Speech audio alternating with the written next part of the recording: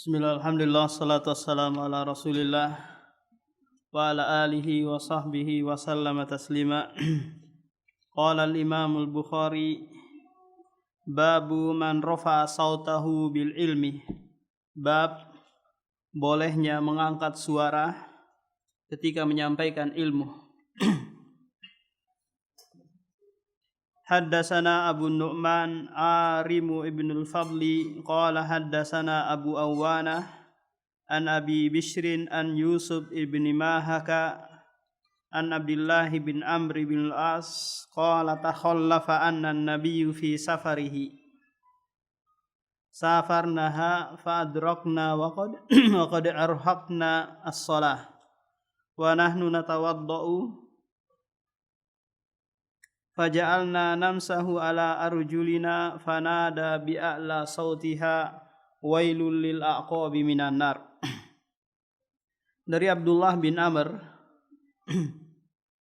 berkata bahwasanya Nabi SAW pernah meninggikan suaranya dengan mengucapkan wailul lil aqabi minan nar.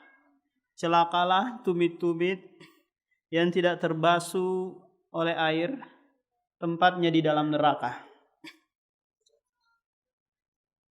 Sebab Rasulullah mengucapkan hadis ini karena ada di antara sahabat yang wudu tidak membasuh sebagian anggota tubuhnya, yaitu bagian kakinya. Kemudian Rasulullah SAW mengangkat suaranya. Untuk apa? Untuk menegurnya dan melarang hal tersebut. Di Imam Bukhari beristidlal dengan perkataan Abdullah bin Amr di sini, fanada bi'a'la sautihi. Dia menyuruh dengan apa? Dengan suara yang tinggi. Maka seorang muallim, seorang pengajar, boleh dia bersuara yang besar. Takala apa? Takala dia menyampaikan ilmu. Marrataini aw salasa, 2 kali atau 3 kali. Ini juga faedah bahwasanya apa? Mengulang pembahasan 2 kali atau 3 kali atau lebih daripada itu, ini dibolehkan. Kenapa? Terkadang al-muta'allim, orang yang belajar, pada pembahasan pertama itu kadang belum mudeng, belum paham. Pembahasan yang kedua, pembahasan yang ketiga baru mulai masuk sedikit demi sedikit.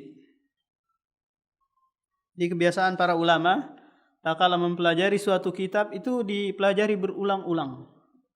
Kenapa? Karena setiap melakukan pengulangan, di sana dia akan mendapatkan faedah yang dia tidak peroleh di pembahasan yang pertama. Bab qaulil muhaddisi haddasana au akhbarana wa amba'ana. Bab perkataan al-muhaddis, orang yang menyampaikan hadis, haddasana au akhbarana au amba'ana. Jadi dalam periwayatan hadis ada istilahnya tahammul wal ada. Tahammul itu menyampaikan. Ada itu menyampaikan, tahammul menerima. Jadi tatkala ada seorang muhaddis menyampaikan hadis, biasa dengan apa? Dengan mengatakan haddasana. Haddasana berarti apa? Berarti tatkala dia menerima hadis tersebut, dia apa? Berjamaah. Kalau dikatakan haddasani, telah menceritakan kepadaku, berarti dia sendiri dalam meriwayatkan hadis ini. Jadi haddasana, akhbarona, ambana, ini satu tingkatan. Ya, tingkatan yang tertinggi dalam apa? Dalam tahammulul hadis, dalam menerima dan menyampaikan hadis. Tingkatan yang paling rendah adalah ijazah. Ajaztu lak. Aku telah memberikan kamu ijazah. Atau istilahnya sekarang ini syahadah. Jadi ijazah ini adalah paling rendah. Kenapa? Karena seorang guru tatkala memberikan ijazah kepada muridnya, itu secara umum. Terkadang dia tes dengan beberapa pertanyaan, terus dia menghukum, ya sudah kamu bisa. Padahal belum tentu dia bisa dalam permasalahan-permasalahan yang lain. Beda dengan haddasana atau akhbara, ini satu-satu. Hadis dia sampaikan satu-satu. Berbeda dengan ajastu kitabi, aku memberikan kamu ijazah untuk menyampaikan kitabku. Kenapa? Karena ini adalah umum ya, tidak satu persatu. Jadi ijazah atau syahada itu terkadang tidak sesuai dengan apa? Dengan si pemilik ijazah. Mungkin dia di saat besok ujian dia semangat belajar. Untuk apa? Untuk meraih nilai atau ijazah yang mumtaz. Padahal pembahasan-pembahasan yang lain dia tidak paham. Ketika ujian saja dia bersemangat untuk belajar. Maka ukuran menilai seseorang itu cerdas atau mampu bukan dengan apa? Dengan angka-angka 100, 90, 95. Tapi seorang guru itu memahami muridnya. Seorang guru dia paham, oh ini murid yang memiliki kecerdasan dari sisi ini. Oh murid ini kecerdasannya seperti ini. Dia paham. Tanpa perlu pengujian dengan angka-angka. Terkadang Terkadang itu menipu. Tidak sesuai dengan kenyataannya. Wa qala lana al-Humaydiyu kana inda Ibnu Uyainah. Haddasana wa akhbarana wa amba'ana wa sami'tu wahidan. Jadi ini contoh-contoh yang didatangkan oleh Imam Bukhari mengenai periwayatan haddasana wa akhbarana wa sami'tu. Wa qala Ibnu Mas'ud haddasana Rasulullah wa huwa as-sadiqul masduq. Nah, demikian juga sahabat menggunakan lafaz haddasana. Rasulullah telah menceritakan kepada kami. Dan dia adalah shadiq wal masduq. Orang yang terpercaya dan dipercaya. Wa qala Syaqiqun an Abdullah sami'tu an-nabiyya kalimatan. Nah, demikian juga sami'tu adalah lafdut tahammul. Wa qala Hudzaifatu haddatsana Rasulullah haditsaini. Ini juga sahabat Hudzaifah binul Yaman mengatakan haddatsana. Wa qala Abul Aliyah tabi'in ani Ibni Abbas anin Nabi fima yarwihi an rabbih. Nah, kalau seperti ini dikenal dengan hadisul qudsi. Jadi tatkala Nabi mengatakan fima yarwihi an rabbih, telah diriwayatkan dari Robku atau dari Robnya, maka ini hadisul qudsi. Bedanya dengan Al-Quran, kalau hadis qudsi itu dia lafadznya datang dari Nabi Muhammad, tapi maknanya datang dari Allah. Kalau Al-Quran, lafadz dan maknanya itu datang dari Allah melalui perantara malaikat Jibril. Ini perbedaan antara Al-Quran dengan hadis qudsi. Kalau hadis qudsi itu ada yang dhaif, ada yang hasan, ada yang sahih. Kalau Al-Quran itu mutawatirun, tidak ada hasannya, semuanya sahih. Jadi diriwayatkan secara mutawatir. Kalau Al-Quran ta'abbudu bil qiraah, tatkala kita membaca Al-Quran itu setiap hurufnya mendapat pahala. Kalau hadis qudsi enggak. Akan tetapi tatkala apa yang disampaikan kita amalkan barulah mendapatkan pahala. Tidak ketika membacanya tidak mendapatkan pahala. Nah, ini perbedaan antara hadisul qudsi wal Quran. Wa qala Anas anin Nabi fi ma yarwihi an rabbih azza wa jalla. Anas berkata dari Nabi fi ma yarwihi an rabbih, apa yang diriwayatkan dari Rabbnya. Perhatikan ini, tatkala kita membaca suatu hadis, seorang sahabat mengatakan dari anin Nabi, maka ini diterima secara mutlak.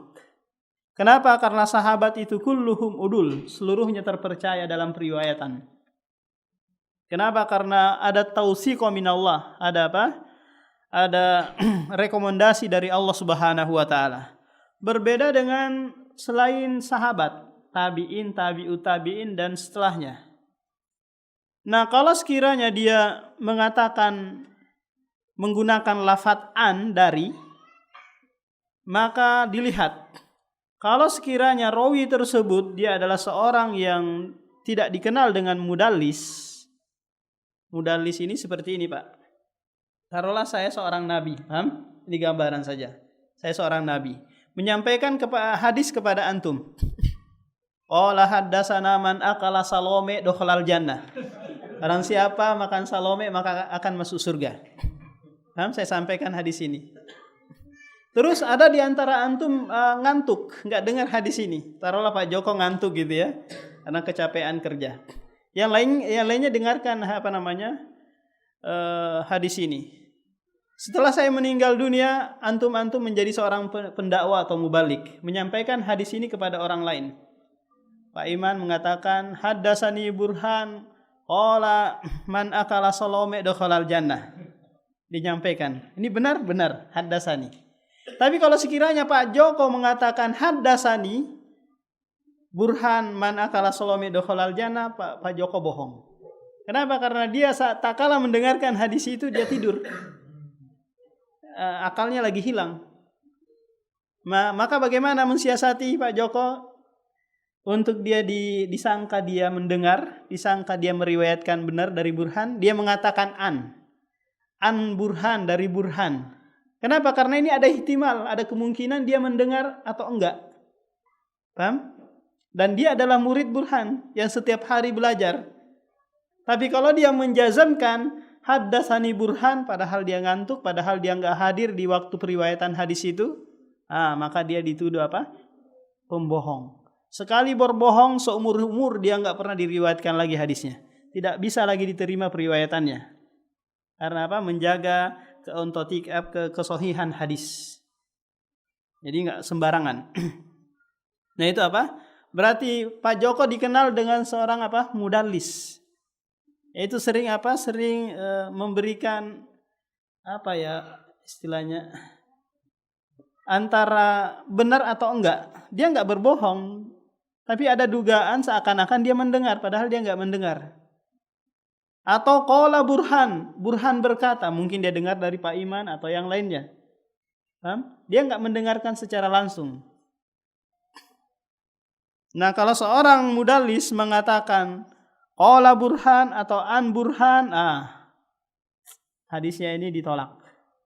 Ditanyakan dulu Pak Joko, benar enggak kamu menerima langsung hadis ini? Kenapa? Karena dia terkenal dengan apa? Dengan tadlisnya. Naam. Qala Abu Hurairah anin Nabi yarwihi an rabbikum azza wa jalla. Ini juga riwayatan dari Abu Hurairah dari Nabi, yarwihi an rabbikum azza wa jalla, atau dikenal dengan hadisul qudsi. Qala Imamul Bukhari haddatsana Qutaibah ibnu Sa'idin haddatsana Ismail ibnu Ja'farin an Abdullah bin Dinar an ibni Umar ay Abdullah bin Umar qala Rasulullah inna min syajaratun la yasqutu waraquha wa innaha masalul muslimi fahaddisuni ma hiya fawaqa'a an-nasu fi syajaril bawadi qala Abdullah waqa'a nafsi annaha nakhlah fastahyaitu summa qala haddisna ma hiya Rasulullah qala hiya nakhlah. Kisah ini dibahas dalam riwayat-riwayat yang lain bahwasanya Rasulullah diantarkan beberapa korma ya. Kemudian dia makan korma tersebut. Setelah itu Rasulullah bertanya, sesungguhnya ada pohon yang pohon tersebut tidak jatuh daunnya. Tidak jatuh daunnya. Dan dia pohon tersebut seperti permisalan seorang mukmin. Lalu sahabat Rasulullah bertanya, kabarkanlah kepadaku apa pohon tersebut. Dikatakan di riwayat yang lain bahwasanya Ibnu Umar menyebutkan bahwa para sahabat yang lain menyebutkan pohon-pohon dan itu semuanya salah. Akan tetapi di dalam hatiku terbetik bahwasanya pohon yang dimaksud Rasulullah itu adalah pohon kurma. Pohon apa? Kurma.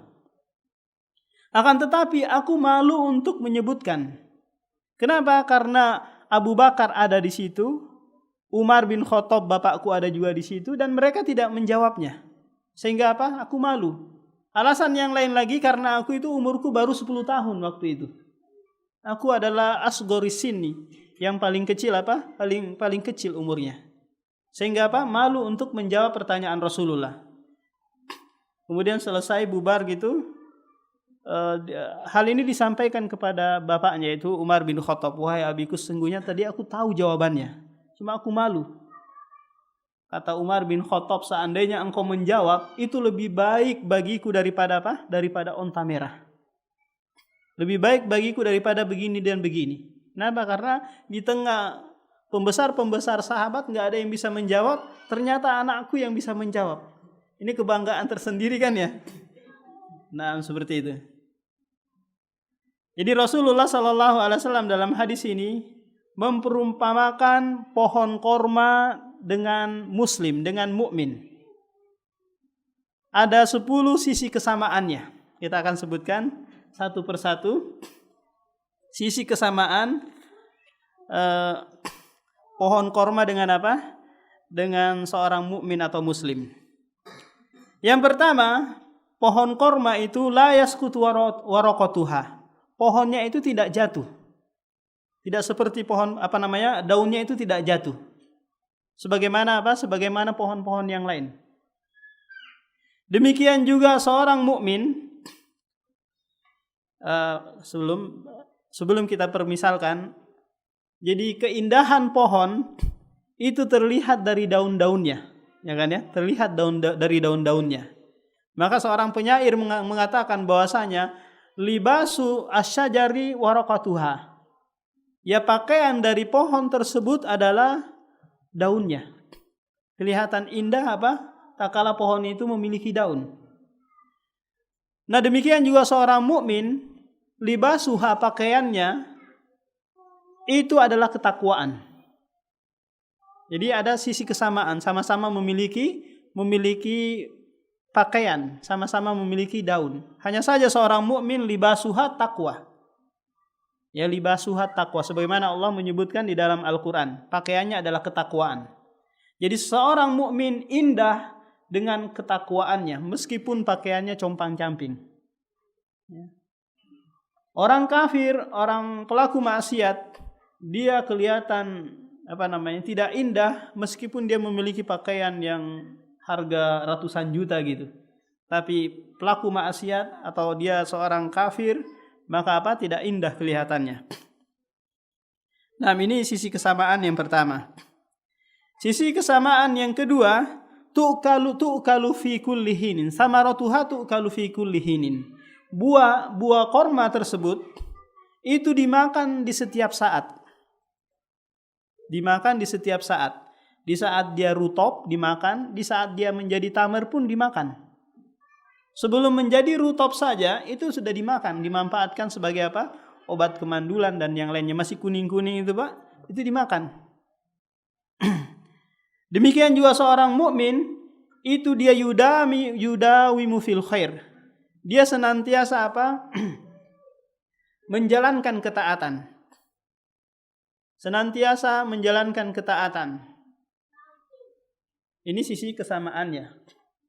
Oleh karena itu banyak sekali ayat di dalam Al-Quran, baik itu di surah An-Nahl ayat 97 dan di surah An-Nisa ayat 124, menyebutkan bahwa seorang yang melakukan amalan soleh haruslah dilandasi oleh iman. Haruslah dilandasi oleh apa? Oleh iman. Buah korma itu menjadi enak, ya, kalau sudah dilandasi dengan kematangan yang pas. Kalau masih sepat nggak nikmat. Begitu juga seorang mukmin, kalau dia melakukan amalan soleh, dilandasi dengan apa? Dengan iman. Sisi yang ketiga, sisi kesamaan yang ketiga, pohon korma itu asluha sabitun, akarnya itu kokoh, wa far'uha fis sama, dan daunnya atau dahan-dahannya naik menjulang ke langit. Sebagaimana Allah berfirman dalam surah surah Ibrahim ayat 24. Allah menyatakan asluha sabitun wa far'uha fis sama. Nah, demikian juga seorang mukmin itu Allah Subhanahu wa taala mengatakan dalam surah Ibrahim yang sama, dalam ayat yang ke-26, yusabbitullahu alladhina amanu bil qawli sabiti fil hayatid dunya. Allah memberikan ketetapan bagi orang mukmin di dunia maupun di akhirat. Jadi orang mukmin itu orang yang kokoh pendiriannya, tidak mudah digoncang dengan syubhat, tidak mudah digoncang dengan was-was. Dia akan kokoh pendiriannya dimanapun dia berada. Sebagaimana layaknya apa? Pohon korma. Dia kokoh meskipun ditimpa oleh badai yang sangat kencang, angin yang sangat kencang menimpa pohon korma tersebut. Kenapa Pak pohon korma itu kokoh? Karena yang masuk ke dalam daripada yang muncul lebih banyak yang masuk ke dalam. Kenapa? Karena pohon korma itu susah nyari air. Sehingga akarnya harus masuk ke dalam mencari air. Nah, ini yang membuat pohon tersebut kokoh. Beda kalau sekiranya akarnya itu hanya sekitar 0,5 meter atau 2 meter masuk ke dalam perut bumi, itu kalau kena angin sebentar akan tumbang.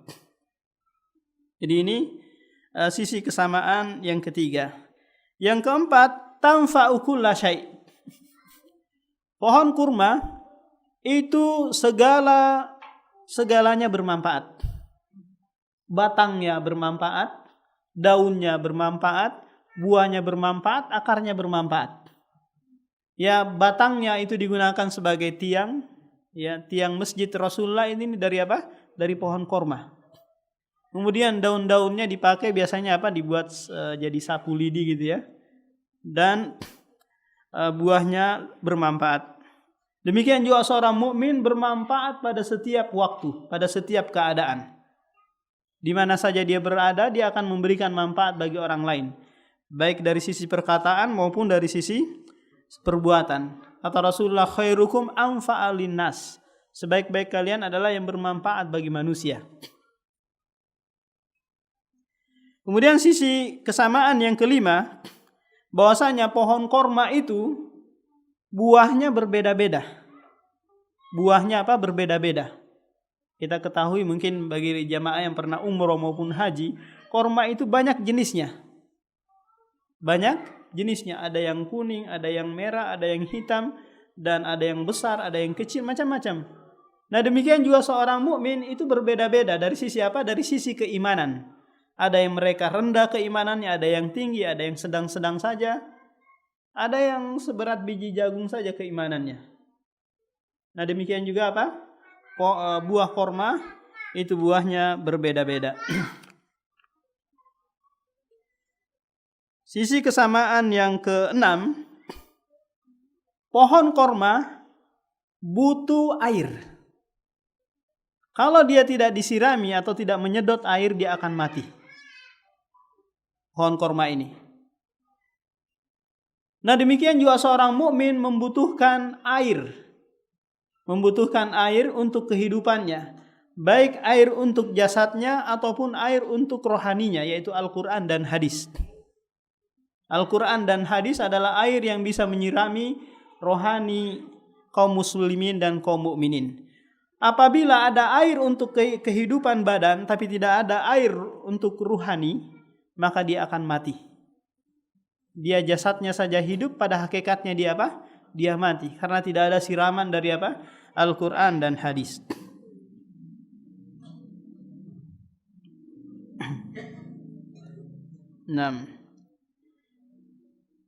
Sisi kesamaan yang keenam, yang ketujuh. Jadi pohon korma kullama tola khairuhu. Jadi makin meninggi pohon korma tersebut, makin memberikan buah yang banyak. Makin tinggi pohon korma itu, makin buahnya makin banyak. Coba yang pernah ke Arab Saudi sana, makin tinggi pohon tersebut makin banyak makin banyak buahnya. Bisa sampai 1 ton kadang satu pohon buahnya. Saking banyaknya.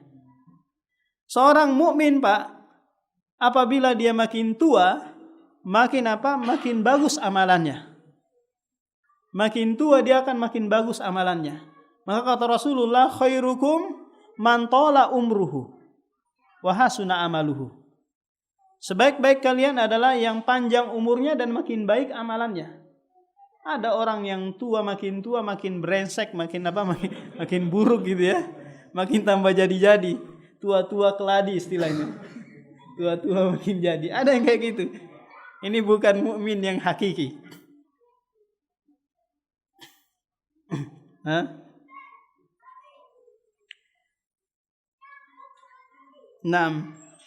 Sisi kesamaan yang ke-8, pohon korma itu asyaddu sabran minal atos.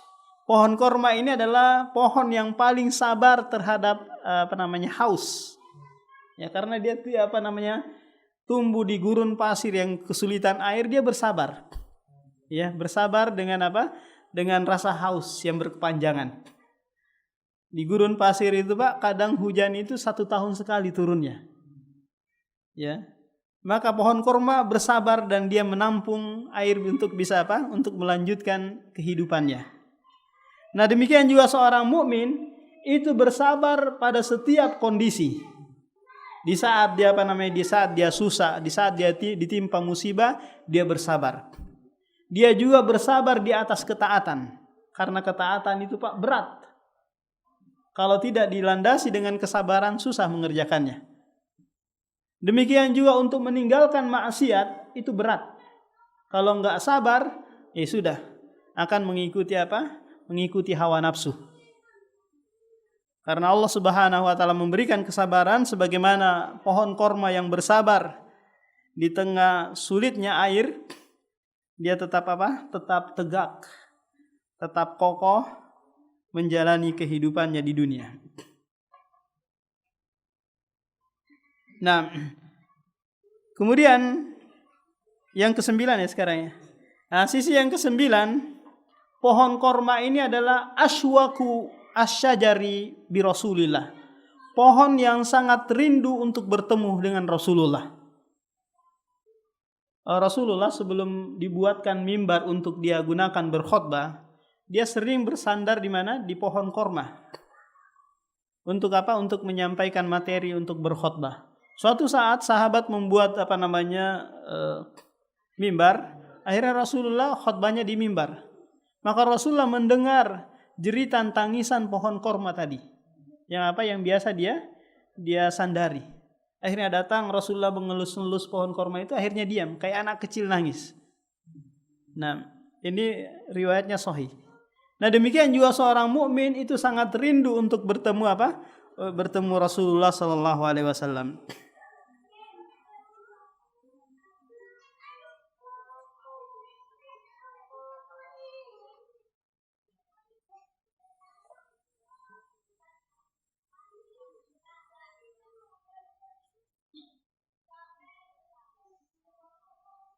Nah, sudah itu sisi kesamaan antara pohon korma dengan seorang mukmin. Jadi tidak ada satupun pohon di dunia ini yang sama dengan pohon korma. Ada yang mirip-mirip dengan pohon korma Pohon kelapa ya. Pohon kelapa yang dijadikan lambang pramuka itu ya. Memberi. Tunas kelapa ya. Nah,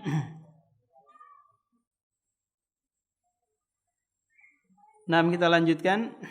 Babu tarhul imamil mas'alata ala ashabihi liyahtabira ma indahu minal ilmi. Imam Bukhari rahimahumullah mengulangi hadis tadi, hadis Abdullah bin Umar, karena ada faedah. Apa faedahnya? Yaitu bolehnya seorang pengajar atau seorang ustadz melemparkan pertanyaan untuk menguji menguji murid-murid apakah paham apa yang disampaikan ataukah dia sudah menguasai ilmu atau belum. Nah, metode ini sangat baik diterapkan bagi seorang yang sibuk dalam dunia pendidikan. Yaitu apa? Melemparkan pertanyaan. Sehingga tak kala murid tidak tahu, otaknya itu siap untuk menerima ilmu. Berbeda kalau hanya disampaikan terus tanpa ada kesiapan, maka akan apa? Lewat-lewat aja. Dan ini sering digunakan oleh Allah dan Rasulnya. Kalau ulama zaman ini yang sering menggunakan metode seperti ini adalah Syekh Utsaimin. Dia sering melemparkan pertanyaan dan murid-muridnya berpikir dulu, cari-cari jawaban dulu, meskipun nanti ujung-ujungnya salah. Tapi itu adalah ketika Syekh Utsaimin menjawab, berarti apa? Ada tambahan ilmu bagi dia. Dan kalau kita salah Pak di dalam menjawab, ini akan berbekas bertahun-tahun lamanya. Teringat terus. Oh saya pernah salah ketika Syekh bertanya tentang hal ini. Dia akan apa? Dia akan teringat.